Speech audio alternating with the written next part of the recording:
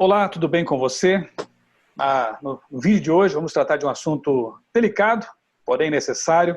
O título é Progressismo Adventista e Teologias Políticas. Antes de mais nada, acho que é importante nós deixarmos claro aqui que não vamos tratar de política partidária, desse tipo de coisa, não tem nada a ver com isso. Nós vamos falar de ideologias, de ideias, de teologia. O nosso fundamento aqui sempre será a palavra de Deus, a Bíblia Sagrada. Portanto, que isso fique bem claro já de antemão ao conversarmos aqui. Eu trouxe para conversar comigo sobre esse assunto um colega jornalista. O Davi Caldas é jornalista, formado pela Universidade Estadual do Rio de Janeiro, a UERJ, é escritor, autor do livro Supostamente Cruel e articulista do blog Reação Adventista. O Davi também é casado, adventista há 8 anos, e eu tenho então a alegria de recebê-lo aqui em meu canal para conversar sobre esse tema, progressismo adventista e teologias políticas. Davi, muito obrigado. Seja bem-vindo aqui ao canal e a sua saudação inicial aqui para os nossos telespectadores. Olá, Michelson. Olá a todos. Eu agradeço muito pela oportunidade de poder falar um pouquinho sobre esse assunto, né? Eu acho que é um assunto importante para a igreja, né? E eu espero que nós possamos contribuir para a edificação das pessoas, né? Que é o nosso foco. O foco, como foi dito, é teológico, né? Muito bom. Uma expressão da moda hoje aí, né, Davi, é lugar de fala, né? Tem se usado muito essa expressão aí. E eu creio que você está plenamente nesse lugar aí, lugar de fala, porque você escreveu um TCC, o seu projeto de conclusão de curso em jornalismo, né? Sim. Teve como título A Influência do Gramscismo no Pensamento e na Atividade de Jornalistas de Esquerda no Regime Militar. Olha só que tema, você foi corajoso, hein? E como eu disse, então ele está no lugar de fala porque ele pesquisou a fundo todo esse tema, todo esse assunto aí do tal do gramscismo, né? Você já vai entender o que é, se você ainda não teve contato com esse tipo de coisa, com essa expressão aí, né? Então, Davi, qual é exatamente o foco desse seu trabalho, desse seu TCC, e por que você, afinal de contas, escolheu escrever sobre esse assunto? Essa é uma boa pergunta. Então, eu estudei na UERJ, né? Universidade do Estado do Rio de Janeiro. E a UERJ, ela tem uma característica de ser muito voltada para a esquerda política, né? Eu não posso falar por todas as universidades, porque eu não estudei em todas, né?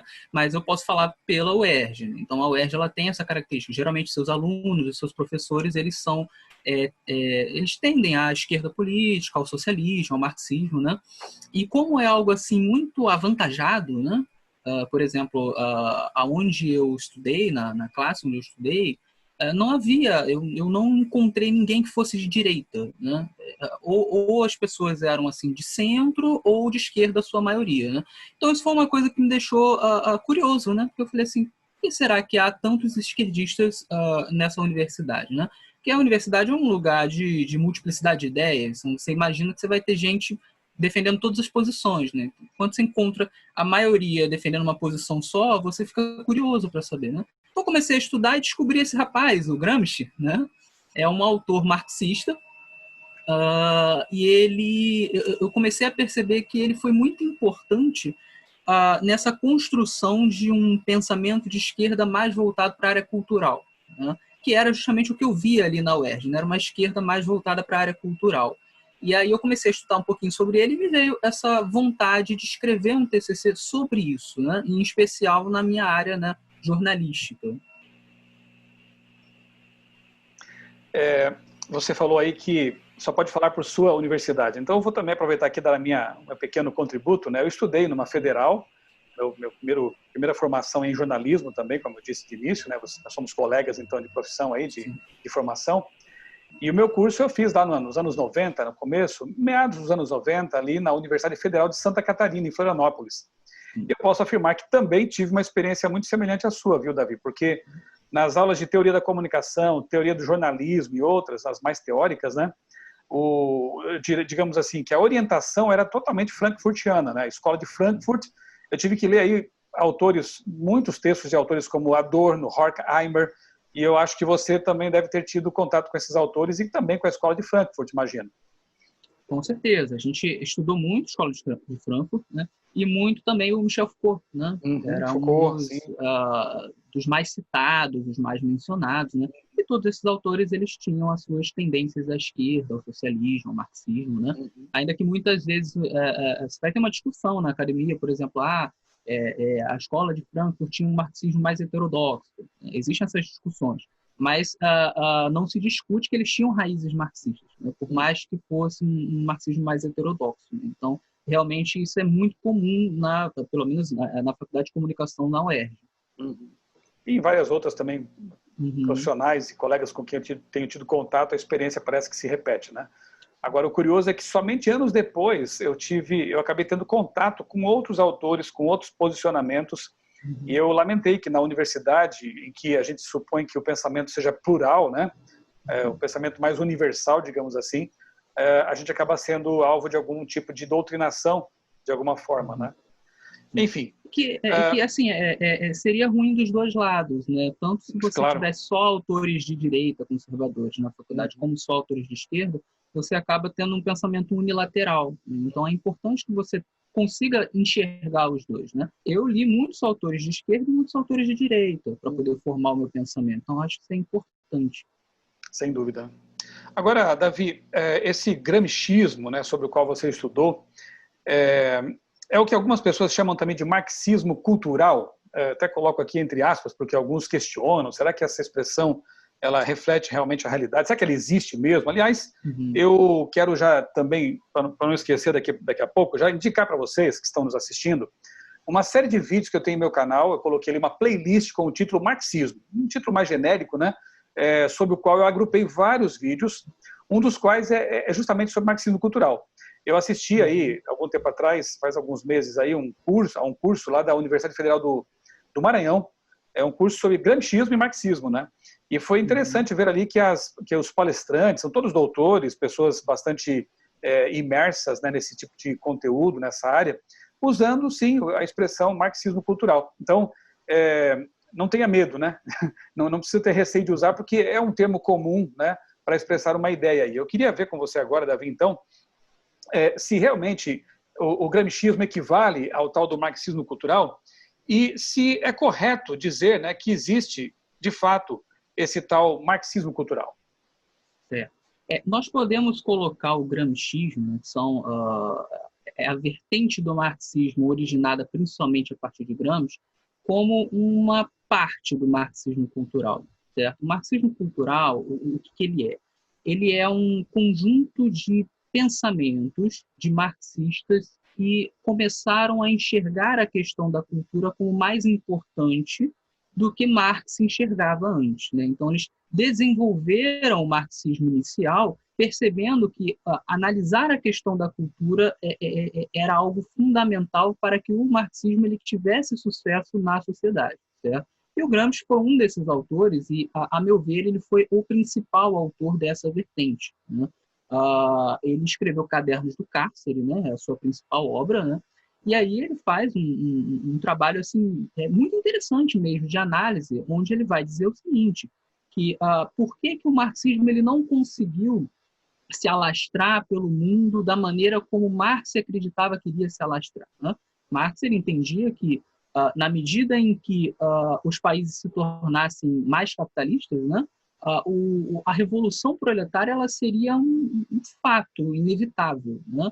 Ele entendia assim, em algum momento o trabalhador será tão explorado que não vai restar outra opção senão fazer a revolução. Então, ele entendia dessa forma. Então, ele previa que na Inglaterra, nos Estados Unidos, seriam os primeiros países a se tornarem marxistas, comunistas. Né?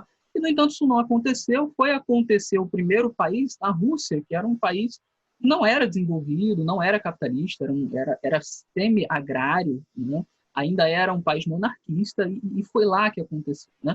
Então, isso embaralhou um pouco a cabeça dos marxistas, né? E embaralhou mais quando os marxistas começaram a perceber que era realmente muito difícil dessas ideias marxistas penetrarem nos lugares mais capitalistas. Então, daí, autores como Gramsci começaram a pensar por que isso está acontecendo. E aí eles chegaram à conclusão, a análise que eles fizeram, é de que existia uma cultura que estava sendo moldada pelo capitalismo, né? E essa cultura fazia com que as pessoas ficassem alienadas. E aí essas pessoas elas não conseguiam aceitar as ideias marxistas. Então eles começaram a trabalhar numa forma de fazer com que essa cultura fosse moldada e quebrantada, para que os ideais marxistas pudessem ser aceitos no futuro. Então, o gramscismo, só para complementar, ele é uma dessas vertentes dentro do que a gente pode chamar de marxismo cultural, que vai trabalhar justamente essa questão mais cultural do marxismo, né? Bom, qual a diferença, então, entre o marxismo, né, de Antônio Gramsci? É bom lembrar que ele era jornalista também, né, um filósofo italiano, né, esses cadernos do cárcere, né, ele escreveu, como o nome já pressupõe, né, na cadeia. Ele ficou um bom tempo lá preso e aí teve tempo também para escrever esse monte de coisa, né? Foi no período do fascismo, ele Isso, era né? um preso político. Então, qual a diferença do marxismo de Antônio Gramsci para o marxismo do próprio Marx, né, de Karl Marx, e de figuras como Lenin, por exemplo? Sim, então, como eu já falei, o marxismo de Marx era um marxismo muito mais voltado para a questão econômica, não para a questão cultural, certo? Então, Marx ele entendia todo o desenvolvimento da sociedade como algo que você trabalha especificamente a questão econômica. Se você muda a questão econômica, você muda toda a questão, tudo que está relacionado com a sociedade. Então, era uma visão muito economicista. E é por isso que ele tinha esse ponto de vista de que a revolução era uma coisa inevitável, ia acontecer, porque ele analisava só pela questão econômica mesmo. No entanto, Marx, ele também entendia, tanto Marx como Engels, que era importante você fazer um trabalho de propaganda, que era importante você fazer um trabalho de educação, né? Inclusive, se você for ler aquele livretinho deles, o Manifesto do Partido Comunista, né, você tem lá, dentro dos planos deles, quando eles assumissem o poder, existia a questão da educação pública, né? E a criança, segundo a Marx e Engels, deveria, a partir do momento em que desmamasse, já ir para uma escola pública para que pudesse aprender os preceitos do comunismo, os preceitos do socialismo.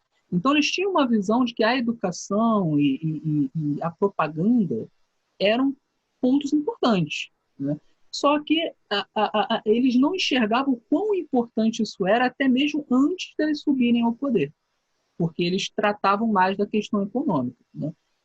Quando você vai para Lenin, né, Lenin ele começa a despertar para essa questão mais estratégica. Ele começa a perceber o seguinte: olha, para que eu consiga fazer uma revolução, eu não consigo fazer isso do dia para a noite. Eu vou precisar formar uma vanguarda revolucionária. E essa vanguarda ela precisa ser pessoas intelectuais, né, que sabem dos princípios do marxismo e que conseguem passar isso para o povo para estimular o povo a ir adiante, a fazer a revolução. Então, era necessário essa preparação dessa vanguarda e essa vanguarda preparar o povo para que houvesse a revolta, a revolução, né? Então, o Lenin ele começa a trabalhar com isso, ele começa a ver a questão da importância da estratégia um pouco mais que Marx, né? E aí, depois de Lenin, você vai ter Gramsci, que ele vai ainda aprofundar mais ainda essa questão da estratégia. Aí o Gramsci ele já vai chegar a essa conclusão de que, olha, realmente o capitalismo formou uma cultura que impede a gente de ir para frente. Então a gente vai ter que fazer um trabalho muito forte de modificação cultural, de modificação do senso comum, para que as pessoas comecem a estar abertas a aceitar o marxismo, a aceitar o socialismo, não só aceitar isso, mas extirpar o que ele entendia como vícios burgueses, como, por exemplo, a religião, né? Então, ele ia falar, olha, você tem trabalhadores que, embora pertençam à classe trabalhadora, são religiosos, que seria, na visão de Gramsci, um vício burguês. Então, isso só poderia ser extirpado na medida em que você modificasse a cultura. Então, essa é a grande diferença. O Gramsci ele vai aprofundar essa preocupação de fazer uma modificação da cultura para que, então, a sociedade esteja pronta para o socialismo. Por isso, é legítimo, né, usar o termo, né, ainda que, quem sabe, aquele que cunhou essa expressão seja um tanto polêmico e não tão bem aceito por aí, mas não deixa de ser legítimo o uso do termo, da expressão marxismo cultural, né, porque tem que ver com a cultura, né, com a formação das ideias e tudo mais. Então, use o termo que você quiser, gramscismo, marxismo cultural, mas a realidade que está por trás dessas expressões, ela existe, está aí posta, né? Essa questão do termo, inclusive, Michel, é importante a gente frisar que há muitos autores de esquerda que concordam com a questão do marxismo cultural, embora não usem esse termo. Um dos autores que eu uso no meu trabalho é o Anderson, Perry Anderson. Ele é um marxista e ele escreveu uma obra em 1976 chamada Considerações sobre o Marxismo Ocidental. Então, o que a gente chama de marxismo cultural, ele chamava de marxismo ocidental, que é justamente esse marxismo mais voltado para a cultura. Então, ele vai falar de Gramsci, vai falar de Marcuse, e ele era um marxista, ele é marxista até hoje, né? Então, não se trata aqui de, nós estamos fazendo uma teoria da conspiração, algo relacionado à direita e tal. Não. Existem pessoas de esquerda que concordam com isso, acadêmicos que concordam com isso, embora muitas vezes não utilizem os mesmos termos. O termo aqui é o de menos, né? O importante, realmente, como você falou, é o conteúdo. Pronto. Bem, antes de a gente prosseguir aqui, eu sempre gosto nessas conversas, nesses vídeos, indicar literatura, porque eu acho que o mais importante realmente, mais do que você ficar ouvindo aí um vídeo de 1 hora e meia, se aprofundar mesmo nos conteúdos, ler por si mesmo, conhecer por si mesmo, para que você possa ter aí uma opinião bem formada, né? Eu tenho aqui na minha biblioteca alguns livros, né? Tem outros também, mas eu selecionei aqui talvez o básico do básico, né? Para que você possa conhecer um pouco mais esses meandros aí do marxismo cultural, da influência disso também no mundo moderno. Daqui a pouquinho nós vamos tratar com o Davi aqui dessa questão também, da influência disso, inclusive na igreja, tá? Então eu vou indicar para vocês aqui alguns livros, como por exemplo, esse aqui, eu encontrei num sebo já faz alguns anos, não sei se é tão fácil de localizar por aí, mas é um livro muito interessante. Escrito por um jornalista, Léo Vilaverde, A Natureza Mística do Marxismo, uma análise crítica. O autor aqui traz uma série de documentos, como cartas, tem até alguns poemas, né, de Marx, que revelam muito da sua personalidade, da pessoa, né, do Karl Marx mesmo. É interessante analisar isso aí. E ele faz uma análise também desse viés mais religioso, que ele chama aqui de místico, né? Porque tem gente que pensa que teoria capitalista ou coisa parecida é só economia, né?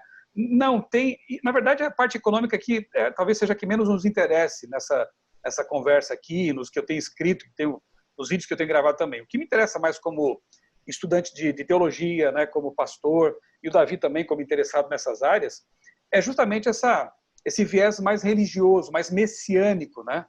Este ano foi lançado um livro nos Estados Unidos, esse aqui, The Devil and Karl Marx, de Paul Kengor. Um livro muito interessante, eu espero que alguma editora tenha coragem de traduzir para o português e lançar aqui no Brasil. Eu estou lendo agora e achando um material muito bom também.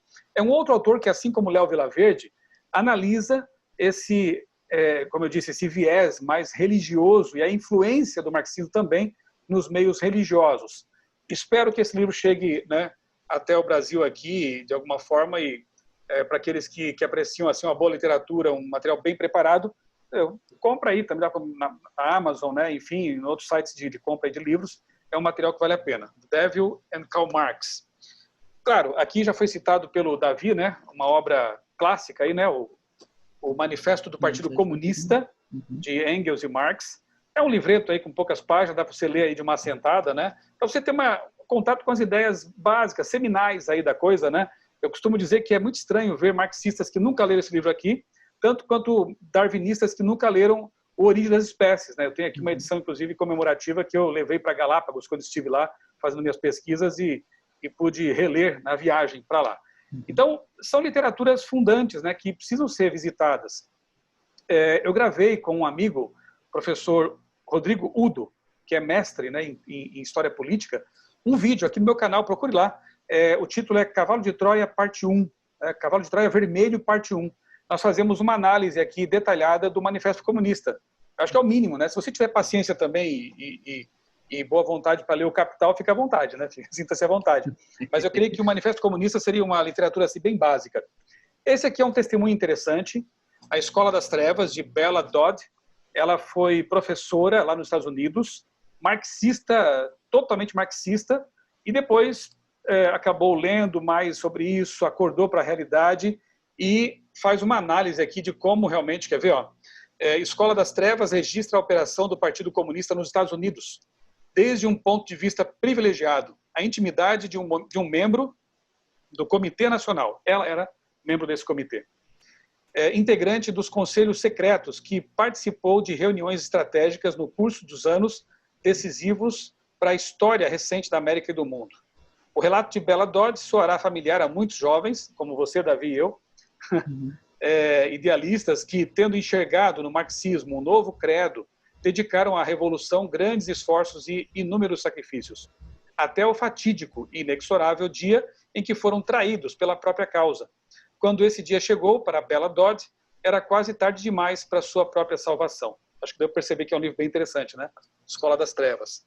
Outro aqui de um autor que eu admiro bastante, que é o Theodore Dalrymple, Viagem aos Confins do Comunismo. O Dalrymple, que é um tremendo de um intelectual inglês, ele visitou vários países que adotaram em algum momento, ou ainda adotam, né, o regime comunista, e faz uma análise aqui nesse livro da realidade que ele viu, que ele presenciou ali nesses países.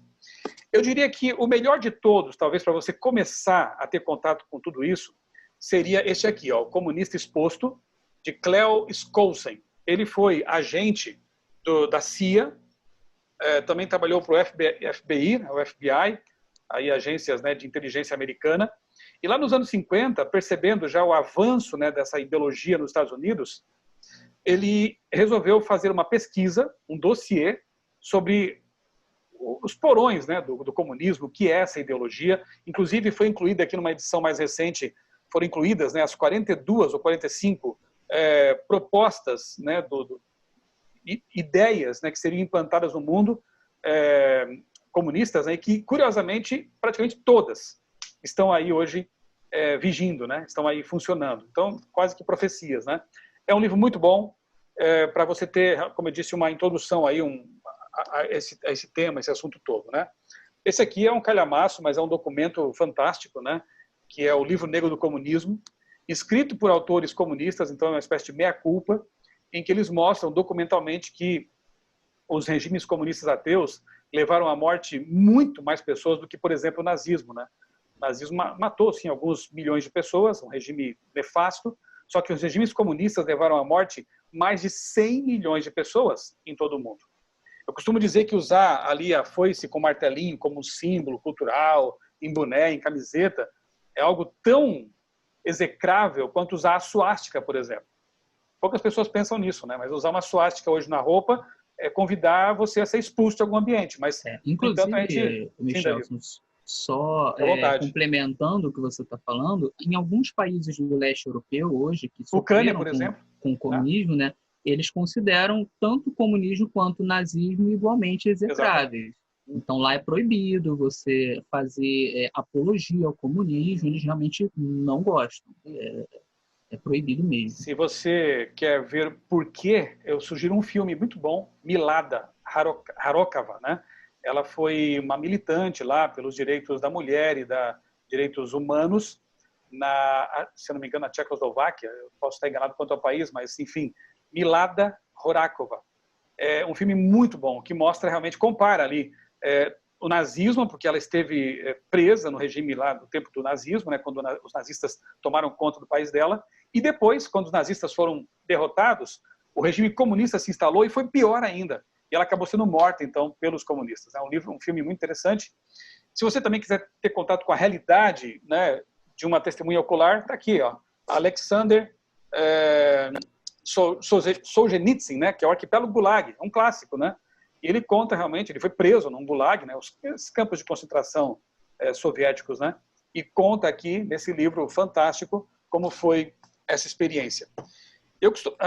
Detalhe também, né, no meu canal aqui eu tenho uma entrevista que eu fiz com a psicóloga ucraniana, a Samoilenko, né? A Svitlana Samoilenko. Tenho aqui uma entrevista com ela, em que ela conta, ela era criança ainda quando o regime comunista no país dela estava já desaparecendo, mas o pai dela, o avô dela e os parentes adventistas, né, sofreram tremendamente lá durante o regime comunista. Inclusive, pesquise aí sobre o Holodomor, né? A matança por fome promovida na Ucrânia. E se você duvida desses autores seculares que eu indiquei, eu quero então pelo menos recomendar que você então pelo menos dê atenção a testemunhos de pastores adventistas, né? Como é o caso aqui do pastor Mikhail Kulakov, nesse livro aqui da CPB, Ainda que Caiam os Céus. Eu tive a honra de ser um dos editores desse livro, Fantástico o testemunho aqui do pastor Mikhail Kulakov, Ainda que Caiam os Céus. Ele conta que como foi ser pastor, o pai dele também pastor lá na ex-União Soviética. Eles eram presos, assim, sumariamente julgados, sem defesa, com acusações como, por exemplo, reuniões antissoviéticas. O que eram? Era um pequeno grupo, um estudo da Bíblia, né? Eles eram acusados de ser antissoviéticos e assim presos. O pastor Mikhail foi deportado para a Sibéria, sofreu horrores desse regime. Aqui também tem o Perseguido na China, também da CPB, testemunho de um pastor que viveu ali maus bocados, também nesse regime comunista. E aqui um livro recentemente lançado pela CPB também, Prisioneiro em Cuba, José Cortés, a história de um jovem que não perdeu a esperança. Se você acha que a ilha de Cuba é aquela coisa maravilhosa, como pintaram para você na faculdade, está aqui um testemunho de um pastor adventista também, né? Que conta como foi, como era duro, né? Ali você viver o evangelho naquela ilha também comunista. Bem, tem muita coisa aqui, né? Espero que você tenha anotado, senão você pode parar o vídeo, anotar aí, ir atrás, quem sabe começar por esse aqui, né? O Comunista Exposto. Os livros da CPB também são bem interessantes. Vamos prosseguir, Davi? Depois de toda essa tem material bastante para as pessoas lerem, né? Não dá para dizer que não tem fundamentação o que isso está dizendo. Exato. Depois que você ler esses aqui, se quiser, eu tenho mais coisas para indicar também. Bom, Davi, dadas essas diferenças aí, né, podemos então realmente chamar o marxismo cultural de marxismo? Sim, eu acredito que sim. Obviamente, na faculdade, na academia, é normal você ter divergências de ideias. Então, você vai ter pessoas, você vai ter acadêmicos que vão dizer, não, Gramsci, Escola de Frankfurt, nenhuma dessas pessoas são marxistas de verdade. Eles se afastaram do marxismo, porque o marxismo era economicista e tal. Então, você vai ter essa posição, essa ala. Mas você também vai ter muitas pessoas, muitos acadêmicos de respeito, que vão dizer, não, eles são marxistas de verdade, eles apenas desenvolveram o pensamento marxista deles, né? Aqui no Brasil, você tem vários que eu usei, inclusive, no meu TCC, no meu trabalho.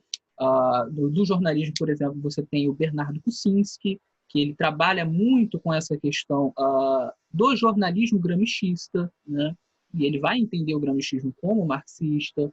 Você vai ter Leandro Conder, você vai ter Marco Aurélio Nogueira, enfim, todas essas pessoas entendem o gramscismo e esse marxismo mais cultural como sendo um marxismo de verdade, um desenvolvimento do marxismo e das ideias de Marx, né? E eu concordo com esses autores. Tanto é que eu fiz no meu trabalho, a minha tese principal foi que existiu uma influência do gramscismo sobre os jornalistas do período do regime militar, e que esse gramscismo ele é um desenvolvimento legítimo do marxismo, né? Então, eu começo o primeiro capítulo falando sobre isso. Eu falo sobre as ideias de Marx, depois eu falo sobre Lenin, como que se desenvolveu de Marx para Lenin, e como se desenvolveu de Lenin para Gramsci. Então, eu entendo que dá sim para você chamar, não é algo absurdo dentro da universidade, dentro da academia. Agora, Davi, uma curiosidade, né? Eu imagino que na sua banca de defesa lá do TCC, se não a maioria, pelo menos, né, talvez até todos, né, dos professores que estavam ali eram de orientação marxista, né? Como é que foi essa experiência aí? Você foi muito detonado lá? É interessante que, assim, quando eu tive a ideia de fazer esse trabalho, né, eu imaginei, olha, alguns professores podem não entender a minha proposta, porque a minha pretensão não foi criticar o marxismo. Embora eu não seja marxista, embora por ser cristão eu discordo das teses marxistas, mas o meu objetivo no trabalho ali não foi fazer uma crítica, foi simplesmente levantar uma tese e comprovar essa tese a partir de outros autores, que era a tese de que sim, o gramscismo ele influenciou os jornalistas de esquerda do período do regime militar. Essa era a tese, né? Se você, depois de ler o TCC, você acha isso bom ou ruim, aí isso aí é uma questão do leitor, né? Eu apenas mostrei. Porque eu pensei, alguém pode ler e não entender essa proposta, né? Apesar disso, eu quis arriscar, né? E aí eu acho que eu fui um pouco ousado, né? Porque eu peguei uma das pessoas que eu escolhi para minha banca, era o professor mais marxista que tinha em comunicação social, ou mais, né? Então, os alunos conheciam ele e as aulas dele, né, como sendo aquelas aulas em que ele falava assim 80% de política, né? Sempre deixando muito claro que ele era marxista e que ele defendia a esquerda, os partidos de esquerda, enfim. E eu resolvi escolhê-lo, né? E por que eu escolhi? Primeiro pelo desafio, né? Eu queria ser avaliado por alguém que fosse marxista. Porque aí eu poderia dizer assim, não, eu fiz um trabalho preciso, porque alguém marxista concordou, né? E Você, segundo, você teve uma atitude semelhante à que eu tive quando escrevi meu livro A História da Vida, um livro criacionista, né? Eu enviei para vários amigos, inclusive darwinistas, e um amigo lá de Blumenau, ateu, assim, diria militante, né?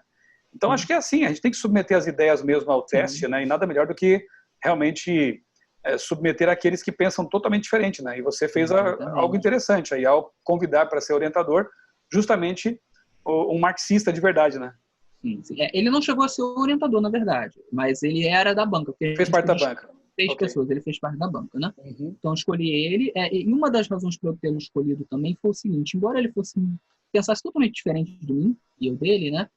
Ele gostava de mim, porque eu, nas aulas, eu manifestava a minha discordância, né? Com respeito, claro, mas eu dizia, olha, eu discordo disso, disso, disso.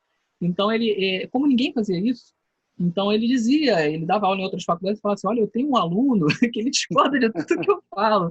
Então ele gostava de mim, né? Ele dizia que nos 30 anos de magistério dele, nunca ninguém tinha sido assim, né? Questionador nesse sentido, né? Então, eu acho que eu não quero perder essa deixa também, Davi. Você falou de respeito, né?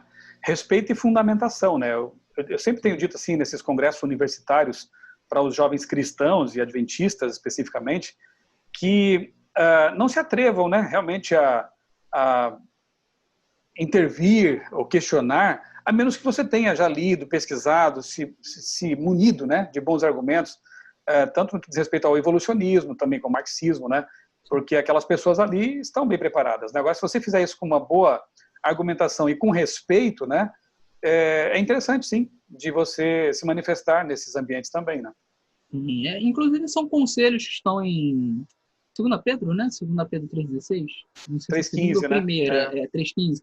Fala que você tem que estar sempre pronto para dar razão daquilo que você acredita, né? Mas fazendo isso com mansidão, com temor, com respeito, né? Para mim, esse texto é uma diretriz para a vida, né? É uma diretriz, é uma diretriz. E eu tento, né? É claro que às vezes a gente perde a cabeça, enfim, mas eu tento, na medida do possível, colocar isso na prática na minha vida, né?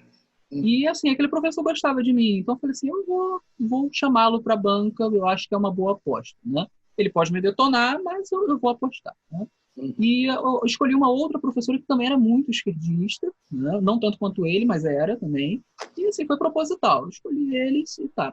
E, assim, no dia da minha apresentação, foi muito legal, porque eles gostaram muito da minha apresentação. E é engraçado que o meu orientador no dia não pôde ir, né? É interessante. Ele perdeu o celular, esqueceu a agenda, não pôde ir. E aí, em tese, eu não poderia apresentar. Mas como eu tinha convidado muita gente, esses professores foram legais comigo e falaram assim, não, a gente vai avaliar e depois a gente conversa com o seu orientador. Aí, eles dois avaliaram. Ou seja, eu fui avaliado apenas por esquerdistas. E, assim, eles disseram que eu escrevi muito bem, que estava muito bem fundamentado, que eles gostaram muito, que era difícil eles pegarem um trabalho assim tão bem fundamentado e bom de ler quanto o meu. Eu cheguei até a ouvir que ele era um nível assim quase que de mestrado, sabe? Legal. E me deram 10, né? Me avaliaram com nota máxima, gostaram muito do trabalho. Eu acho que ainda tem a filmagem, eu pedi pro pessoal filmar e tal. Então, assim, eu fiquei muito feliz, a gente orou muito por isso. Então, assim, eu não cheguei a ser detonado, eu acredito que justamente porque eu fundamentei bem e deixei claro, assim, que eu não estava fazendo um juízo de valor. Eu estava apenas mostrando os fatos, né? Muito bom, parabéns, viu, Davi? Pela coragem, pela postura e que sirva de motivação para outros aí, universitários que estão nos assistindo, né? Por que não, né? Ter essa santa ousadia, mas fazer isso com um bom fundamento, né? Com equilíbrio, né? Com respeito, com certeza você vai ser admirado, né? Davi, deixa eu aproveitar aqui um detalhe também que você falou, talvez eu esteja até correndo o risco de antecipar aqui a minha pauta, mas não tem problema. Você falou aí que, como um jovem cristão, você não podia realmente abraçar o marxismo, né? Então, eu tenho uma palestra que está no meu canal também, o título é A Mensagem dos Três Anjos e a Contrafação Satânica. Eu apresento ali, não é uma novidade, obviamente, né? Eu apresento ali o fato de que eu entendo que o espiritualismo, o darwinismo, né?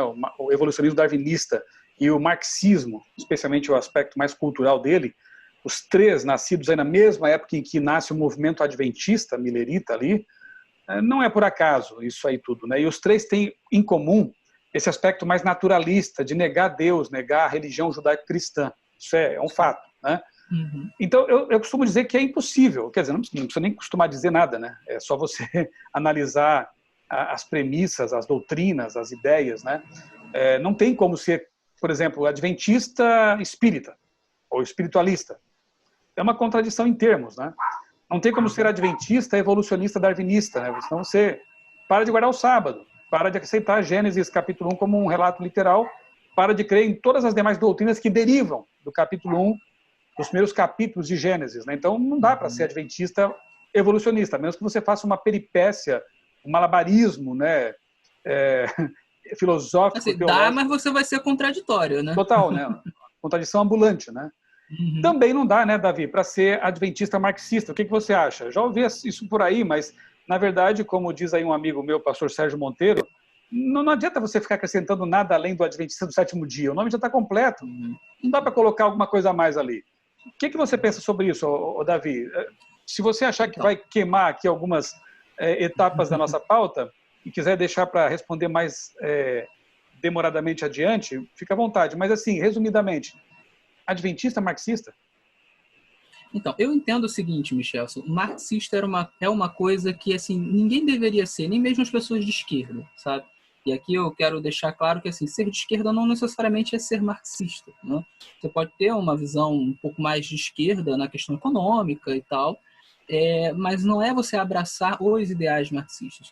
O marxismo, ele tem muitos ideais errôneos, né? Como, por exemplo, a ideia de que não existe Deus. Isso está no marxismo. Você pode ser um marxista que acredita em Deus, mas você está negando um dos pilares do marxismo, né? Ou a ideia de que todos os problemas do mundo se resumem ao fato de que você tem burgueses e proletários. E aí, se você destrói a burguesia, você resolve os problemas do mundo. Isso está errado, porque a gente sabe que na Bíblia o grande problema do mundo é o pecado, né? E quem resolve esse problema é Jesus. Então, assim, você tem nos princípios... O marxismo é evolucionista, é antifamília tradicional e por aí vai, né? Por isso que também é uma contradição total, né? É uma contradição. Então, assim, não é uma questão de escolha, assim, eu posso ser cristão. Assim, você vai ter que costurar um marxismo que ou não é marxismo ou não é cristianismo, né? Porque você vai ter que matar os princípios de algum, né? E outra, né? Na prática, o marxismo levou a ditaduras. Isso aí não tem como você discutir. E não foi uma distorção do marxismo. Se você lê esse livrinho que a gente falou, do Manifesto do Partido Comunista, você vê claramente que tem um ponto lá em que Marx diz assim, olha, para você ter as mudanças que a gente está propondo aqui, né, é necessário um governo despótico. Ele diz isso com todas as letras, né? Um governo com atitudes despóticas. Só que ele achava que ia ser bom porque era um governo revolucionário, um governo proletariado. Agora, eu não acredito nisso, eu sou cristão. Eu acredito no que está em Jeremias, que diz que maldito o homem confia no homem, né? Ou que está em Salmos, que diz maldito aquele que confia nos príncipes, que são mortais. Eu não confio no homem. Então, se você vai dar todo o poder para o homem, para que o homem resolva todos os problemas do mundo, isso não vai dar certo. Então, assim, você ser marxista e ser cristão, ser adventista, eu entendo que não é algo... não dá para você encaixar. Ok. Como diz também um amigo meu cientista, né, que o evolucionismo teísta é a união de péssima ciência com péssima teologia. E o marxismo cristão, ou cristianismo marxista, ou adventista marxista, é o camarada que não entendeu teologia e nem marxismo, né? Ou não entendeu os dois, ou não entendeu talvez um deles, enfim... Acho que não entendeu os dois, né? Porque para tentar fazer essa fusão aí, não pode ter compreendido realmente as bases dessas duas ideias. Então, mas então pode ser capitalista? Talvez alguns comecem já a pensar, né? Também condena a Bíblia, né? O capitalismo selvagem, condena a exploração do trabalho ali, né? E tudo mais. Também não dá, obviamente, né? Então, só que nesse vídeo aqui, nós estamos analisando a questão do marxismo, do progressismo, né? Então, no outro vídeo a gente pode falar sobre o capitalismo. Aliás, fica aqui também a recomendação para que você assista no meu canal o vídeo, gravei poucos dias atrás aí, com o título Entre o Vermelho e o Púrpura. O que tem a ver esse título? Você vai entender quando assistir, né? Em que eu mostro ali realmente os perigos dos extremos, né? Tanto a direita quanto a esquerda, como Satanás manipula ambos e como ele vai fazer para que tudo isso aí caminhe realmente para o fim, numa unificação final. É bom entender essas coisas, né, Davi? É Sim. bom se situar para perceber que não, nós não estamos aqui pregando esquerda, direita, nada disso, né? A nossa orientação é para o alto, sempre, né? Só que neste vídeo, repito, a nossa análise aqui é de uma ideia que, na verdade, tem permeado com mais sucesso a mentalidade dessa geração, né? O capitalismo não é Em tão especial dos jovens em termos de ideia universitários, e né? dos universitários. Quando Sim. eu estudei, eu não encontrei ninguém que defendesse, né, o conservadorismo, o olavismo. Uhum. Na época que eu estudei, não tinha isso na faculdade. O que tinha eram marxistas, né? Então, assim, a gente deve ser contrário a todos os extremos, mas quando você está num lugar onde todo mundo é de um extremo só, você não vai defender o extremo que não existe ali. Você vai Exato. atacar o extremo que existe, né? Então, Eu costumo dizer que se por um lado, né, o marxismo é deletério, né, ele corrói os fundamentos do cristianismo bíblico, né, o lado oposto é perigoso, porque na verdade vai ser aquele que vai unir forças com uma pretensa religiosidade aí falsa, né, para levar avante aí aquele tipo de coisa que a gente sabe que Apocalipse 13, por exemplo, já antevê, né? Então, nós temos que saber realmente nos posicionar, e posicionamento nosso tem que ser bíblico. Enfim, resumindo, né? Avancemos aqui, Davi. Sabendo que Gramsci sustentava a modificação gradual do senso comum, qual seria então o impacto disso para a igreja de modo geral? Bom, a obra de Gramsci ela é muito interessante. Quem puder ler, leia, porque realmente ele faz uma análise inteligente, né? O que ele faz? Ele começa a analisar por que o marxismo não tinha conseguido sucesso e ele vai buscar isso na história da Igreja Católica, né? E aí ele começa a se perguntar por que a Igreja Católica conseguiu um domínio tão extenso, né, de mais de um milênio, né, sobre as pessoas. Como que ela conseguiu isso, né? Como que ela conseguiu manter isso se o mundo não era anticatólico, né, e passou a ser, né? E aí ele chegou à seguinte conclusão: a Igreja Católica ela soube moldar a cultura, ela soube combater culturalmente, ela modificou o senso comum das pessoas. Então é essa a conclusão a que ele chega, né? E aí, ao modificar o senso comum, as pessoas conseguiram aceitar aquilo que a Igreja Católica falava. Então, assim, não foi apenas força, né? Havia força? Havia, mas havia também um trabalho cultural. Foi a análise que ele fez. E aí ele tentou puxar esses, que ele colocou como exemplos, né? Puxar esses exemplos para a questão do marxismo. E é interessante, tem um trecho da obra dele em que ele fala sobre algumas revistas da época que saíram, que eram revistas que colocavam aí pequenos deboches em relação a temas religiosos, né? Pequenas críticas, mas eram coisas muito sutis, né? E ele começa a elogiar essa postura e dizer como que essas publicações deveriam trabalhar para modificar o senso comum, né? Então ele diz assim, olha, essas publicações elas não podem ser muito abruptas, porque se elas chegarem com publicações que ofendem de uma maneira assim absurda, né, a pessoa não vai mais querer ler, a pessoa não vai querer nada com aquilo. Então você precisa fazer uma publicação que ela seja assim no ponto certo, para que a pessoa, embora aquilo fuja um pouco da sua fé, ela consiga achar graça, ela consiga ver algum sentido, porque aí você vai aos poucos aumentando essas críticas até o momento em que a pessoa aceita aquilo. Então ele estava falando, essa questão ele fala especificamente em relação à religião. Ele vai falar isso em relação à família, em relação a vários pontos, né? A ideia era justamente extirpar os vícios que ele entendia ser vícios burgueses, né? Então, trazendo isso para a igreja, quando você aceita, por exemplo, os ideais marxistas gramscistas, né, sendo você de igreja, você acaba botando para dentro um tipo de mentalidade que vai inserir na igreja aos poucos coisas sutis que vão contra a doutrina, mas são sutis. E aí, aos poucos, você começa, não, isso aqui eu acho que não está certo, não, isso aqui eu acho que não tem problema, até o momento em que você vai modificando realmente o seu pensamento. E, assim, existem exemplos disso. Existem muitos exemplos disso hoje que a gente poderia citar. Uhum. Bom, a gente até mencionou isso de passagem, mas acho que vale a pena falar de novo para frisar, quem sabe, né? Você acha que é preciso ser de direita, ser bolsonarista ou olavista para reconhecer que, de fato, existe um tipo de marxismo cultural?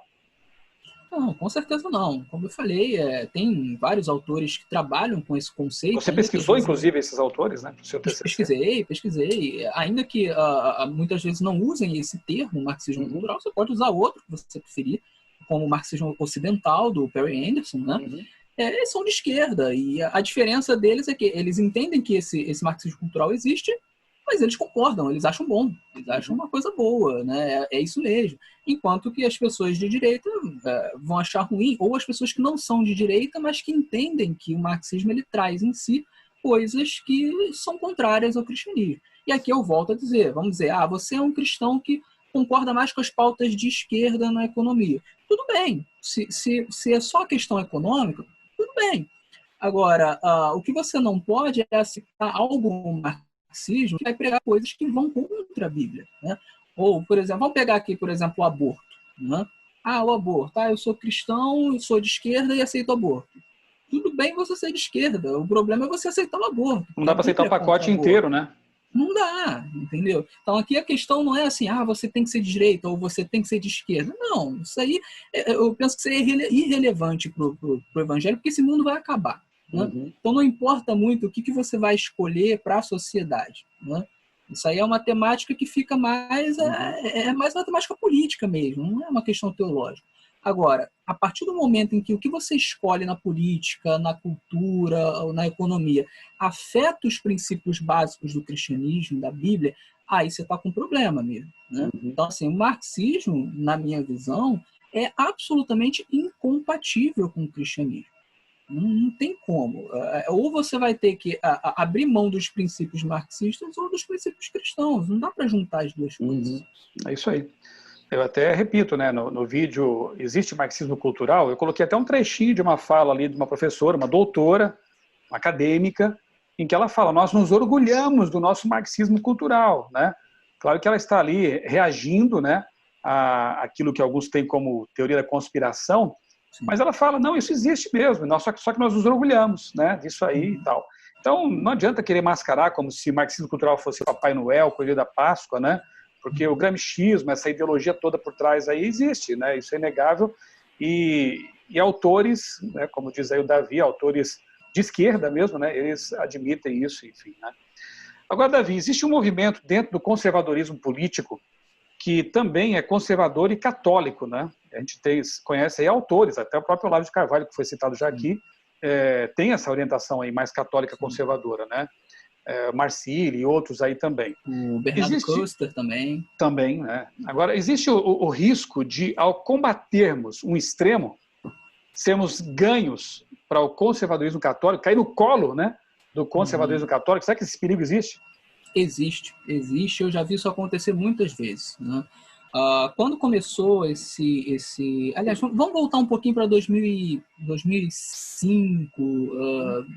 2010, 2015, foi quando o neoateísmo começou a ficar forte, né? Principalmente Dawkins, Harris, esse pessoal todo aí. Principalmente na internet, né? E aí você começou a ter várias... Isso.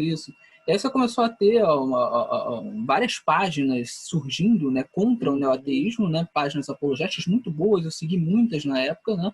E muitas dessas eram católicas. Então eu vi muita gente começando a flertar com o catolicismo por conta disso. E essas páginas, invariavelmente, elas eram conservadoras. Então, elas acabavam unindo a questão apologética com a questão política, né? Então, elas se tornavam uma página não apenas contra neoateus, mas a favor do conservadorismo, né? Eles mesclavam as duas coisas. E esse conservadorismo político era mesclado com o conservadorismo católico. Eles eram católicos e dentro da teologia católica não existe uma diferenciação entre as duas coisas. Para o católico, dentro da sua doutrina oficial, o Estado laico é uma coisa ruim. Nem todo católico vai dizer isso, mas a doutrina oficial considera o Estado laico uma coisa ruim. Então, um católico tradicional, se você encontrar um católico tradicional, ele vai te dizer, não, eu não concordo com o Estado laico, eu acho que o Estado correto, bom para todos seria um Estado católico.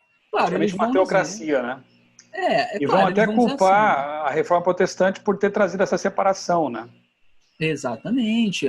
Você vai ter autores políticos católicos que eles vão colocar, por exemplo, a Reforma Protestante como os primeiros revolucionários. Né? Uhum. Então eles vão dizer assim, o que aconteceu na Revolução Francesa e depois o socialismo e tal, isso aí é tudo fruto da Reforma Protestante. Uhum. Lutero, John Hus foram os primeiros revolucionários. Então os católicos mais tradicionais têm essa opinião, inclusive o Olavo de Carvalho. Né? Então assim, eles são capazes de estar junto com os protestantes para defender pautas em comum, como, por exemplo, ser contra o aborto e tal, mas, ao mesmo tempo, eles têm essa visão negativa do protestantismo. E aí o que acontece? Quando você começa a andar junto com essas pessoas e a enxergar essa luta política como se fosse a nossa grande luta, como se fosse o grande conflito, né? Como se, em vez de lutar contra o diabo e o pecado, a gente teria que lutar Principados contra e a esquerda. potestades, né? Quando isso acontece, aí eu percebo que as pessoas elas começam a se apaixonar pela teologia católica e pelo modo católico de ver as coisas, inclusive do ponto de vista político. Né? Então, Inclusive, tem alguns influenciadores aí, Davi, né, que eram protestantes e, curiosamente, se tornaram católicos por causa dessa exatamente. militância. Quer dizer, Como o eu próprio, só posso pensar que são pessoas que não tinham assim, aquele lastro bíblico, né, na verdade. Não tinha. A maioria dessas pessoas, elas não se tornam católicas por estudos bíblicos. Isso é uma experiência que eu já vi. Elas se tornam católicos porque começam a se apaixonar pela tradição da E igreja, política. pela política, pelo que a igreja supostamente fez durante a história, o seu impacto civilizacional, até mesmo as grandes obras assim arquitetônicas às vezes fazem essas pessoas se apaixonarem. Eu já vi gente, não, a igreja construiu isso e aquilo.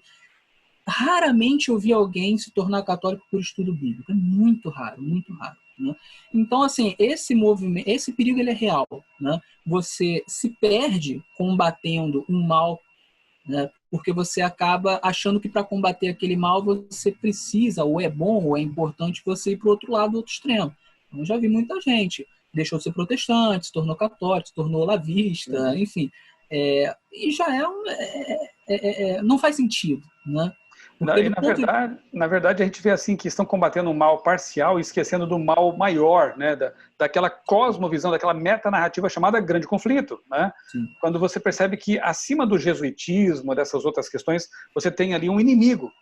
Sim. Usando peças no tabuleiro, usando os dois lados. Os dois lados. Aliás, os conceitos de esquerda e direita vêm lá também da Revolução Francesa. Né? Nesse vídeo que eu indiquei para vocês, e eu reforço aqui, entre o vermelho e o púrpura, né? Você vê ali que Apocalipse 11 descreve a besta do abismo, né? Então vem lá os herdeiros dessa besta, que são o marxismo, o evolucionismo, o iluminismo, né? Essas correntes ideológicas que atentam contra a fé, contra a Bíblia. Sim. Então elas passam a tomar conta aí do cenário mundial, enquanto a besta do Apocalipse 13, a preferida de Satanás, né? A besta do mar, está indisponível, porque foi ferida de morte. Quando essa besta volta a receber o seu poder, a ferida começa a ser curada, processo que ainda está em andamento, começa a haver uma aparente luta, né? Começa a haver uma aparente bipolarização aí, né? Só que, na verdade, tudo é um joguete, né? Os que saem daqui caem no colo daquela, e tá tudo bem para Satanás. Sim.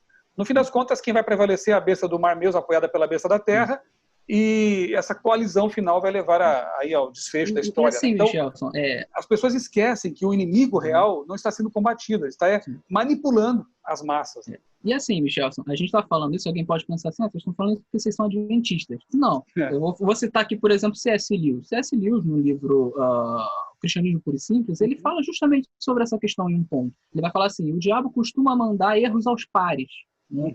Então ele, eu mandei o comunismo e mandei um capitalismo extremo. Uma dialética satânica, digamos assim. Mandei o olavismo e mandei não sei o quê. Porque o que acontece? Você, quando começa a combater um lado, a tendência é ele te puxar para o outro extremo. E aí você fica ali naquela brincadeira de ir para um extremo e para o outro. Enquanto você não enxerga o que está por trás. O quadro maior, né? O quadro maior. A gente deveria ser bíblico, não ficar pulando de um lado para o outro, né? Exatamente. Agora, para não dizer que a gente é tendencioso, claro, a gente é tendencioso quando o assunto é Bíblia. Eu tendo, né, a Bíblia, a visão judaica, a cosmovisão judaico-cristã, Então, sim, eu tenho uma tendência. Agora, nessas questões de esquerda e direita, até porque eu sei de onde que se origina isso, né? Eu acho que cabe aqui uma pergunta só para a gente deixar isso bem claro. Quais os riscos, Davi, de o olavismo, né, do olavismo, para a igreja em geral e, de modo específico, especial para o adventismo? Tá, eu vou colocar dois riscos principais, há outros, tá? O primeiro é o risco da linguagem. O olavismo ele se destaca muito pela linguagem agressiva, né? Inclusive, ao Olavo é atribuído, por conta de alguns textos, a ideia de apostolado dos palavrões. Né? Se jogar isso no Google, você acha. Né? Onde a ideia é de que assim, eu falo palavrões, eu xingo, mas é em nome de Jesus. Tipo, eu estou lutando pela verdade. E Jesus ele era agressivo também, porque ele chamava os fariseus de um monte de nome, enfim. Uma ideia totalmente distorcida, né? Mas, enfim, as pessoas que seguem isso, você vê que elas são muito agressivas.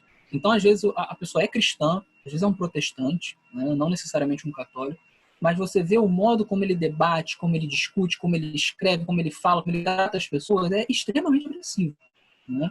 Isso é um risco muito grande, porque você começa a cair naquela de, tipo assim, eu posso ser agressivo, eu posso machucar desde que eu esteja lutando pela verdade. Esse é o mesmo pensamento de quem queimava gente na fogueira no passado. Né? É o mesmo pensamento. Eu estou lutando pela verdade, então eu vou queimar o fulano na fogueira, porque ele é um herege. Não é cristão isso. E isso é um problema muito grande, né? Porque isso é semente de fanatismo, né? É semente de perseguição. Um segundo risco muito grande é justamente esse de você pular do protestantismo para o catolicismo. Quando você foca menos na Bíblia e mais em política, filosofia, tradição, né? Em algum momento a Bíblia ela deixa de ser suficiente para você. E aí você vai cair no colo da teologia católica, que não é só a escritura, é aquele tripé Bíblia, magistério, tradição. E você tem o Papa como sendo líder no magistério. Então, no afã de combater a besta do abismo, a pessoa cai no colo da besta do mar, né? Da outra besta, exatamente. Então, que, na verdade, são instrumentos do mesmo poder por trás de tudo. Do mesmo poder. Então, assim, a gente tem que estar ligado em relação a isso. Não é porque, eu estou falando contra o marxismo cultural, contra o aborto, contra isso, então agora eu vou me tornar um olavista, eu vou me tornar um conservador extremo. Não, a gente tem que tomar cuidado com isso. Uhum. Então, assim, você, claro, analisa tudo aí, né? Eu vou usar um texto fora de contexto aqui, só para aproveitar a fraseologia paulina, né? Mas analise tudo, retende o que é bom, né? Então, você pinça ali as ideias que podem ser úteis, mas não vai abraçar a causa toda, o pacote inteiro, Sim, né? Porque ali no meio estão as sementes perigosas, né? Bem, Davi, muitos aí flertam com a teologia da libertação, né? A teologia da missão integral, teologia feminina, teologia negra e variantes aí, né? Que sustentam que as preocupações sociais são bíblicas. Estaríamos nós, então, errados ao ver tais teologias com olhar negativo? O que fazer, o que dizer para essas pessoas? Certo. Eu acho que a gente sempre tem que tentar entender o outro lado. Existem pessoas sinceras que defendem essas teologias. E elas defendem porque existem problemas relacionados a preconceito contra negros, a machismo, essas coisas, e essas pessoas entendem que elas precisam lutar contra isso. Então, beleza, até aí tudo bem, porque a Bíblia ela ensina isso. A questão é, temos que comprar o pacote todo? Será que não é suficiente você estar com a Bíblia? Né? Quando alguém diz, eu preciso da teologia negra ou eu preciso da teologia feminista, implicitamente o que essa pessoa está dizendo é assim, a teologia bíblica não é suficiente. Eu preciso de algo mais do que a teologia bíblica. Só que quando a gente vai para a Bíblia, a gente percebe que a Bíblia ela tem tudo o que a gente precisa. Né? Você quer lutar contra o racismo, por exemplo? A Bíblia ela nos orienta, nos ordena, na verdade, a amar o nosso próximo, a não fazer acepção de pessoas, em várias passagens. Né? Olha você quer... Desculpa te cortar aí, mas olha só que interessante, sim, né, Davi?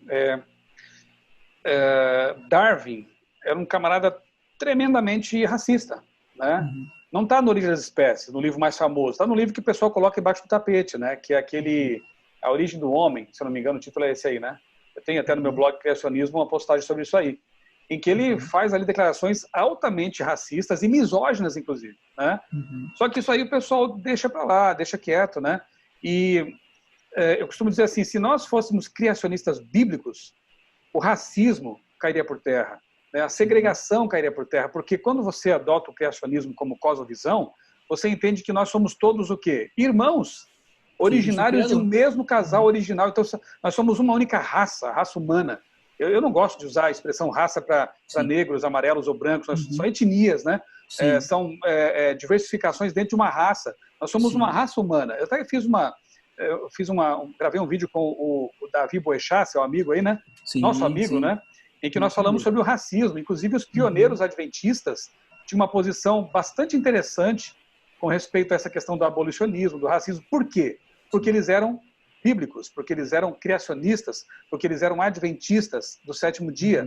Não precisamos de agregar nada mais a esse nome. Um complemento. Nada. Né? O marxismo, na verdade, sequestra algumas pautas legítimas, como o feminismo, o antirracismo, né? Mas, infelizmente, mescla ali alguns outros conceitos que não são legítimos, né? Se nós fôssemos se nós fôssemos simplesmente cristãos, o cristianismo puro e simples, para usar o C.S. Lewis, né? Nós já combateríamos, né? Todas as coisas erradas que há na sociedade, sem precisar abraçar qualquer tipo de outra ideologia que... E sem as distorções, né? Exato. É isso que é a questão, né? Porque alguns vão dizer assim, não, mas no feminismo tem coisas boas. Mas tem as distorções. Então, entre você escolher algo que tem alguma coisa boa, mas tem distorção, e você escolher algo que é totalmente bom, que é a Bíblia, por que você vai escolher o que tem distorção, né? Seja bíblico e acabou, tá resolvido. E curiosamente, quando você analisa o que tem de bom, né? Por exemplo, o que tem de bom no espiritualismo? Tem coisa boa? Tem. Até no darwinismo tem algumas premissas que são científicas, né? Então, o que tem de bom no darwinismo, o que tem de bom no espiritualismo, o que tem de bom no feminismo e outros ismos aí, quando você analisa bem de perto, está na Bíblia. É bíblico. Sim, né? foi sequestrado da Bíblia. Essa é a palavra, sequestrado. Né? Então não precisa, basta você ser um cristão bíblico. E para os adventistas eu digo, né? Basta ser um adventista do sétimo dia.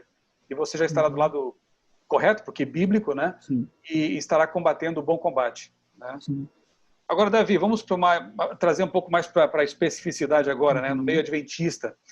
No meio adventista existem grupos que flertam com essas teologias aí que nós acabamos de mencionar? Existem, não vou citar por nome, né, mas, assim, por exemplo, você tem conhecimento de uns 5 sites, umas 5 páginas no Facebook, na verdade, também no Instagram, que são adventistas, às vezes trazem o nome adventista no nome, mas que defendem pautas como aborto, a ideia de que a prática homossexual não é pecado, não é condenada pela Bíblia, né? Entre outras coisas. Tem uma página adventista que defende, enfim, são tantas heresias, né? E eles são influenciados justamente por esses porta-vozes de teologia da libertação, missão integral, esse evangelho social. Eles são influenciados por essas pessoas, tanto pessoas de fora do adventismo, como também algumas pessoas de dentro do adventismo que também já flertam com esses assuntos e acabam impactando essas pessoas. Então, sim, existem movimentos, existem pessoas. Tem uma página, por exemplo, a gente criou o Reação Adventista para combater uma página em específico, né? Que, por exemplo, acredita, ensina que a prática homossexual não é pecado, não é condenada pela Bíblia. Essa página hoje tem 11 mil seguidores. Eu sei que nem todos ali são adventistas, mas tem uma boa parte, tem gente até que eu conheço, ou seja, essas ideias estão sim dentro da igreja. E aí você vê, quando se dão conta de que a Bíblia, né, ela condena certas coisas, né, aí começam propostas de revisão bíblica, né? Nós temos que atualizar a Bíblia, né? Claro, você usa a sua cosmovisão moderna, num anacronismo total, e aí passa a propor uma atualização. Por quê? Porque o texto, quando ele é encarado como ele é, quando você o estuda com seriedade, com uma hermenêutica responsável, você vê que ele condena isso. Ele condena o pecado, condena a prática. É bom frisar isso, né? Enquanto a Bíblia propõe a salvação das pessoas, ela condena abertamente práticas que não são de acordo com a vontade de Deus. Né? E aí vem esses revisionismos aí para tentar amenizar a consciência, talvez. Né?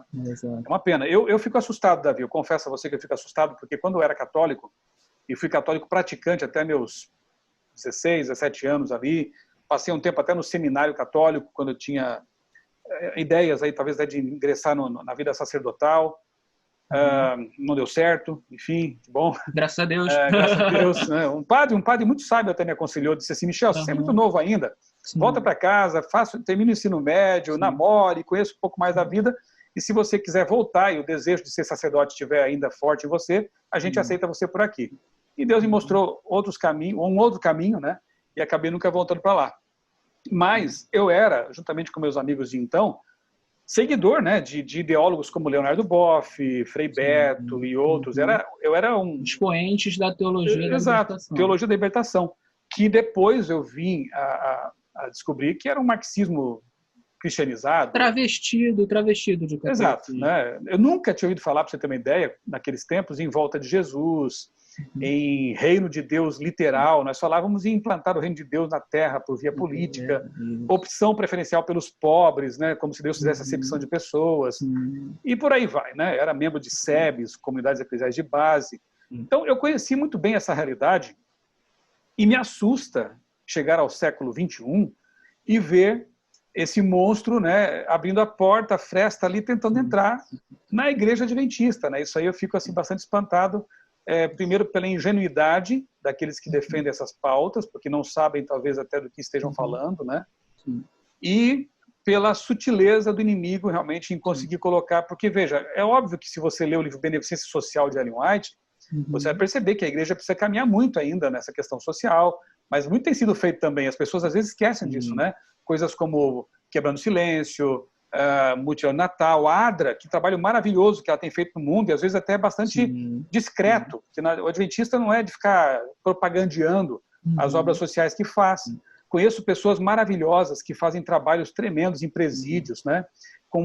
Na Cracolândia, com pessoas em situação de risco, né? Mas não ficam trombeteando. Ministério das Prisões também. Exato, né? Ministério Carcerário. Mas não ficam trombeteando por aí o que estão fazendo. Então, algumas pessoas hoje aí que estão abraçando essas teologias políticas ficam dizendo que nós estamos fazendo isso e a igreja não faz. Quer dizer, falta de honestidade, eu acho até um pouco, né? De reconhecer que sim, a igreja tem feito isso. Só que eu entendo, Davi, que aquilo que a Ellen White diz no Beneficência Social sobre Jesus, o método dele que dá certo, né? É um resumo de tudo. Né? Ela fala assim, Jesus, ele se misturava com as pessoas como alguém que queria o seu bem. Então ele curava, ele ensinava, ele dava o pão, mas depois disso ele dizia, segue-me. E o que é o segue-me? Olha, tem uma verdade essencial que tem a ver com redenção, com salvação, com a criação e com a volta de Jesus. A solução definitiva para as mazelas humanas. Muitas pessoas hoje têm feito aquilo que Jesus fez, e está correto, né? Ensinar, alimentar, curar, mas se esquecem do segue-me, ou do sigam-no, né? Jesus tem uma proposta, tem uma verdade absoluta para ser pregada. E sem essa parte, não é evangelho, né? Não tem como dizer que é evangelho. Porque, infelizmente, ateu pode fazer isso, né? Vai pegar um Drauzio Varela e muitos fazem até melhor do que nós, né? A Cruz Vermelha, os próprios espíritas fazem um trabalho bonito aí, né? Belíssimo, de caridade, né? Então, nós não vamos salvar o mundo nesse sentido, né? E os pobres sempre os tereis convosco. Essa mazela social, infelizmente, é uma praga, ela vai existir até a volta de Jesus. Então, se nós não pregarmos o evangelho, eu tenho dito assim, que se os comportores não falarem de Cristo, não deixarem um livro espiritual, eles estão só vendendo livros. Se nossos hospitais, clínicas, sanatórios só estiverem levando cura física, estão sendo só hospitais, sanatórios, enfim, não estão sendo missão. É como diz o pastor Ayrton Keller, né? Nós não temos hospitais, nós temos igrejas em forma de hospital. Nós não temos escolas, nós temos igrejas em forma de escola. Nós não temos editoras, nós temos igrejas em forma de editoras. Se não estamos sendo igreja, se a missão principal da igreja, que é pregar as 3 mensagens angélicas, não estiver sendo feita, não estamos sendo igreja. Esse é o ponto. E muita gente está errando por esses caminhos aí, achando que descobriram a roda, quando abraçam a missão integral, a teologia da libertação.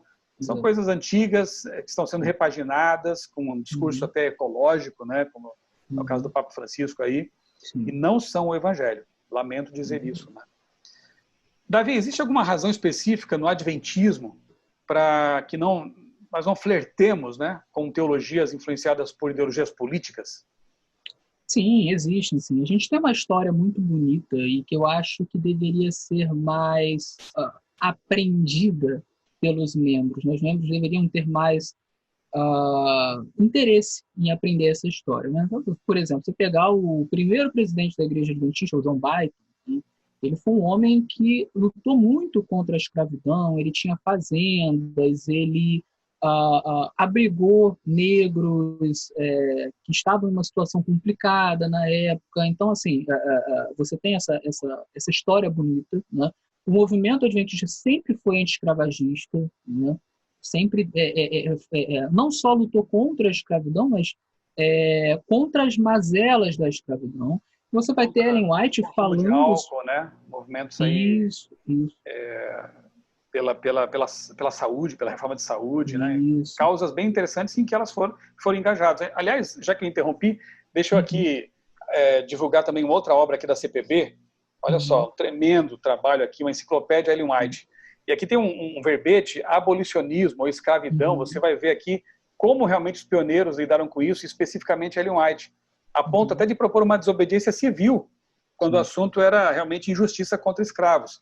Então, é importante conhecer essa história, é uma história muito bonita.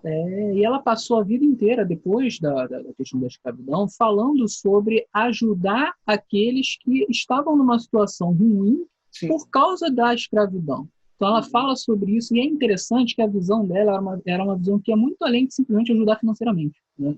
Ela fala muito sobre ajudar no quesito educação. Ela entendia que a educação salvava vidas, né? Ela era muito visionária nesse sentido, né? Porque ela entendia assim, se a gente não educar essas pessoas que saíram de uma condição tão complicada, né, da escravidão, elas vão ter problemas no futuro, elas vão ter problemas para trabalhar, elas vão ter... E ela dizia, poxa, essas pessoas, tem tantas pessoas que têm um potencial tão grande, então a gente precisa educar, a gente precisa chegar nessas pessoas. Então, assim, ela passou a vida inteira. Inclusive, o filho dela deu exemplo prático disso, né? Eles lá prepararam um navio, né? O Edson, né? E foram lá para trabalhar nas comunidades pobres negras do Mississippi, né? Fizeram um trabalho maravilhoso ali. Então, não era só questão de retórica, de palavra, não. Eles tinham essa atuação prática mesmo. Ou seja, e assim, a Ellen White era de esquerda, era de direita? Não, ela era apenas uma cristã, né? Assim como todos os outros. Então, era assim, uma adventista do sétimo dia só. Exatamente. Então, a gente não precisa recorrer a essas coisas. Davi, que consequências esse progressismo, né, adventista pode trazer para os nossos membros da igreja?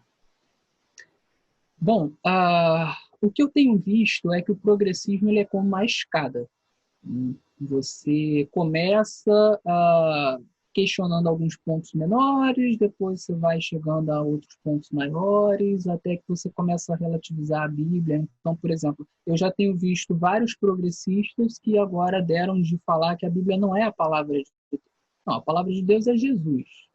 A Bíblia contém a palavra de Deus. É o filtro hermenêutico, né? Essa conversa. Você cria um cânon dentro do cânon. Exatamente. Né? Por que eles fazem isso? Porque eles veem certas passagens que eles acham difíceis ou que vão contra aquilo que eles estão ensinando, como a gente falou aqui, a questão da prática homossexual, por exemplo. Vai pegar ali passagens que falam contra isso. Gente, como assim? Então ele cria uma ideia de que não, vamos interpretar isso com base em Jesus, né? E aí, na verdade, não é com base em Jesus, né? É com base no meu Jesus, né? Porque tem Jesus, hoje já tem Jesus revolucionário, Jesus filósofo, né? Jesus com base no meu Jesus. Exatamente. Aliás, Davi, como é que eu posso falar de Jesus e imaginar Jesus sem que seja pelas Escrituras? Se são elas que o revelam. Exatamente. Na época dele já tinha as Escrituras, que era o Antigo Testamento, na época ele se pautava pelas Escrituras, né? E o Novo Testamento foi feito, né, para falar dele. Continuidade? Então assim, não faz sentido, né? Mas eles criam essa separação, que não é uma coisa nova, isso já existia na época do que começou o liberalismo teológico. Então, são coisas velhas encapadas, ou reencapadas, entendeu?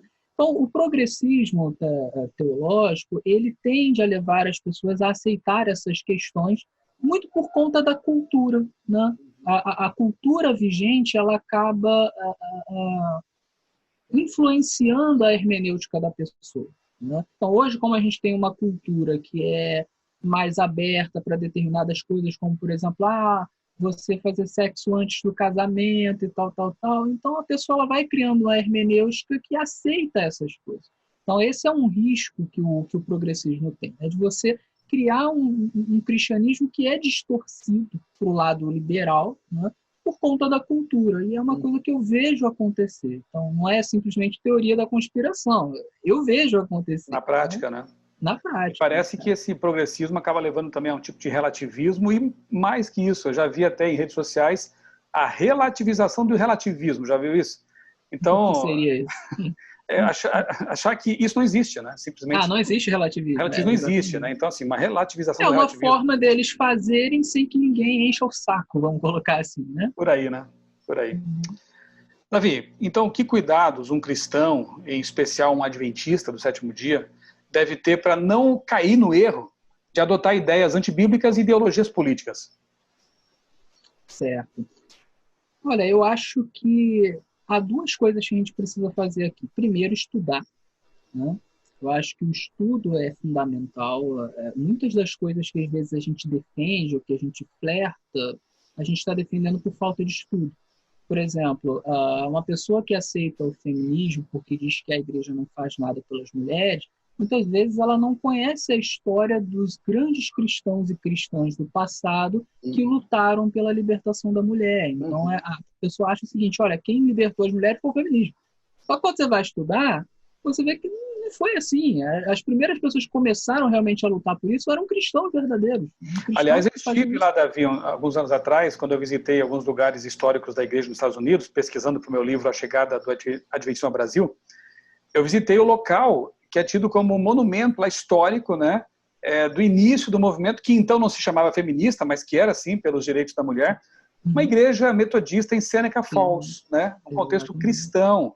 E eu quero recomendar aqui também para vocês que estão assistindo, um vídeo aqui do meu amigo pastor Isaac Malheiros, a esposa dele, a Vanessa, em que eles explicam, eles fizeram um trabalho muito interessante, os dois são doutores em teologia, né, ela é doutoranda, sobre o feminismo, a história das ondas. As raízes cristãs da luta pela mulher.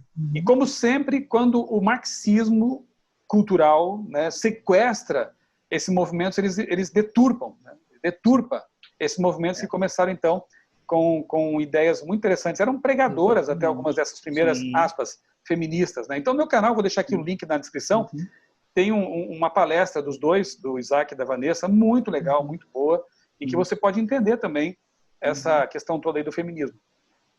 Então, assim, a primeira coisa, como eu disse, é estudar, né?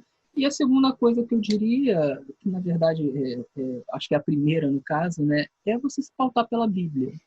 Eu acredito que muitas pessoas flertam com ideologias, aliás, todos os que flertam com ideologias políticas, com teologias políticas, né, eles o fazem por falta de estudo bíblico, por falta de colocar a Bíblia em primeiro lugar. A Bíblia deve pautar tudo. A Bíblia tem que ser a chave hermenêutica dela mesma. Né? Exatamente. Errais não conhecer as Escrituras, disse Jesus. Né? Exatamente. Então, eu diria que é isso, sabe? A gente precisa se ater à Bíblia e estudar para que a gente não caia nesses erros de Satanás. Eu tenho que ser olavista, eu tenho que ser um marxista, eu tenho que... Não, você não tem que ser nada disso. Você só tem que ser cristão e ler a tua Bíblia, estudar a tua Bíblia. Né? Eu acho que é isso. Muito bom. Ter a mente de Cristo, como diz o apóstolo Paulo, né?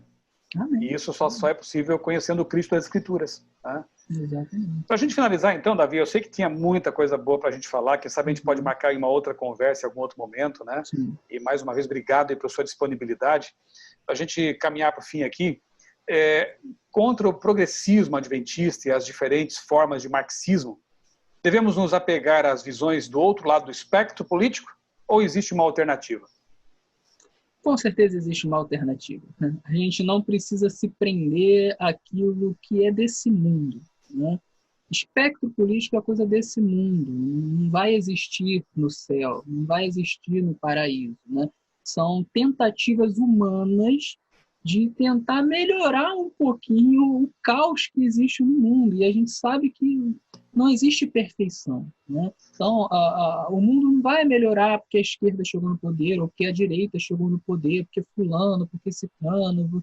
Não é por aí. Né? Então, a gente não precisa se prender a essas opções que são mundanas, são seculares, são coisas dessa estrutura de mundo pós-pecado. Né? A gente deve se prender àquilo que é eterno. E aquilo que é eterno é o que está na palavra de Deus. Então, essa deve ser a postura do cristão, essa deve ser a postura do adventista. Né? Tudo que a gente vai avaliar, a gente deve avaliar com olhos bíblicos. Né? Então, assim, por exemplo, eu sou contra o aborto. Eu sou contra o aborto por quê? Porque eu sou de direita? Não, é porque a Bíblia me faz ser contra o aborto. Né? Eu sou contra a exploração do trabalhador. Por quê? Porque eu sou de esquerda? Não, é porque a Bíblia me diz que eu preciso amar o meu próximo, que eu tenho que cuidar do meu próximo. E por aí vai. É uma visão bíblica. Então, não importa o que a direita diz, o que a esquerda diz. O que importa, em primeiro lugar, é o que a Bíblia diz. Então, essa eu acho que é a opção que a gente tem. Eu diria que é a única opção legítima para quem se chama cristão e para quem se chama adventista do sétimo dia. Muito bom. Davi, muito obrigado aí mais uma vez por aceitar o convite para a gente conversar sobre esse tema tão importante, né, tão atual. Nós não precisamos de subversão, a subversão começou no céu, na verdade, não precisamos de progressismo, é bom repetir isso, precisamos de cristianismo bíblico, né? Precisamos ser adventistas do sétimo dia, bíblicos, e assim nós estaremos num caminho seguro, não caindo nem para a esquerda nem para a direita, mas avançando para frente e para o alto. É isso que nós precisamos, né? Davi, que Deus continue abençoando a sua vida, a sua família. A você que nos assistiu até aqui, fica mais uma vez a recomendação de que você assista, né, aos vídeos que eu vou indicar aqui na descrição, deixarei os links aqui na descrição. Indiquei no começo da entrevista também alguns livros, ali você pode escolher alguns deles também para conhecer, especialmente aqueles da CPB, acho que vale a pena você ler, são testemunhos muito bonitos, muito interessantes, edificantes até, né? Então, muito obrigado também por nos acompanhar até aqui, e que Deus abençoe grandemente todos vocês. Davi, quer deixar mais uma última palavra aí de despedida para os nossos amigos?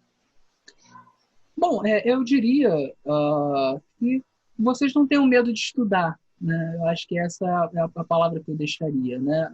Ellen White, ela diz, por exemplo, que a gente não deve ter medo de questionar aquilo que a gente acredita, porque se for mentira, a gente se livra da mentira. Se for verdade, a gente confirma e fica mais forte nela. Então, não tenham medo de estudar, estudem mesmo, estudem o contraditório, aquilo que vocês hoje não concordam, que acham que não tem nada a ver, estudem aquilo que vocês acreditam, para que vocês tenham mais firmeza, e a gente só tem a ganhar quando a gente tem essa postura aberta aos estudos, e claro, sempre com temor, com humildade, debaixo de oração, né? Não é estudar de uma maneira orgulhosa, de uma maneira para machucar os outros, não, é estudar realmente para chegar à verdade. Eu acho que essa é a mensagem que eu deixaria. Saiba porque você é o que é e porque você pensa como pensa, né?